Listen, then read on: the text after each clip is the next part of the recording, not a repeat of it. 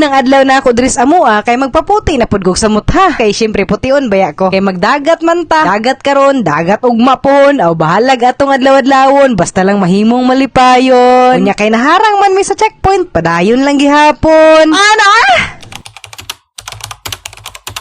Yes, it's hauti-hauti ang mahilig sa mukbang. Pero dahito, pareha nimo, gapaniwang. Nagatang-atang na ko kay Ate Dria kay ginit man niya ang beef caldereta nga sobra sa handa gayna. Unya, samtang busy pa siya magsayaw-sayaw sa ako Dria. Andam na gani akong snorkel o swimming kickboard. Kay manginhas baya mi ha. Ipauna na lang mi nila ate para makapili nami kung asa mi nga dagat maligo. Kabalo na baya mo nga abunda mi og kadagatan dring dapita. Among plano karon sa baw gumimo adto kay daghan man og mga spot nga nindot didto. Ako tuod pamilya akong kauban ron. Pero di pud mi kompleto kay semi-busy man po ang uban nga mga person. Pero kay 13.1 kilometers man ang distansya sa Barubo padung sa Bawgo, so magpagas ko kay basin makasimituklod ko. Dapat always ready ra bagig ko, labi nag sa imo.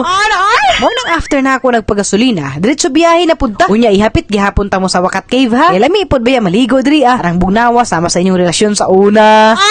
Pero this time, di na ko maligo kay hapon naman. Kinahanglan, makaplastar namin dito sa among dagat nga liguan. Unya ni silip ni una ni isa diri sa Jerome Sky. Dugay naman guni nga resort pero wa pa jud ko nakatry diri. Unya simi naka-hide man. So na curious ra pod ko kung nindot ba diri. Ug sa pagsulod namo, nindot jud pud ay. Naay pool and mga rooms sa side sa cottages. Medyo hunas lang ang dagat karon pero mulalom ra man ni later on. Diri na lang unta mi kaso wala may tao diri. Ni hulat may mga 5 minutes pero wala man jud sila. Nilakaw na lang migbalik kay sayang pud ang oras magsingig hulat-hulat ba. Okay rag ikaw ang hulaton kay tanan akong oras. Okay ra gyud sayangon.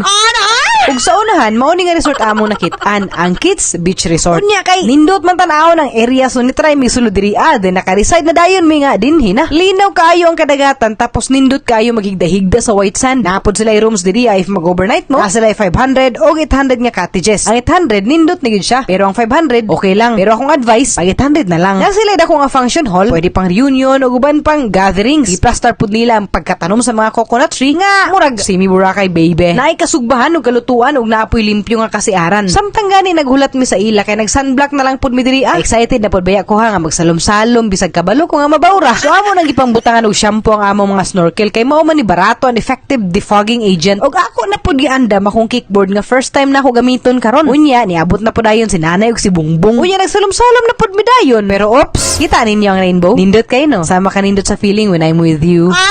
Unas ra gyud ang dagat karon pero kay isda diri daghan man gihapon mo na rason nga nung ganahan ko magsalom-salom gamitan dayon og snorkel para makita na ako sila sa ilalom. Maka-enjoy man gud nagtukog ang ligo-ligo ra bitaw sa dagat ang nindot pero naa pa day more ana. Kanang ma-appreciate bitaw nimo sa mot nga ang kalibutan grabe jud ay kanindot. Pagabot nila ate ira kit-kit lang ug mimi nanginhas na dayon mi. Kay trying hard ba gyud mi nga taga-dagat.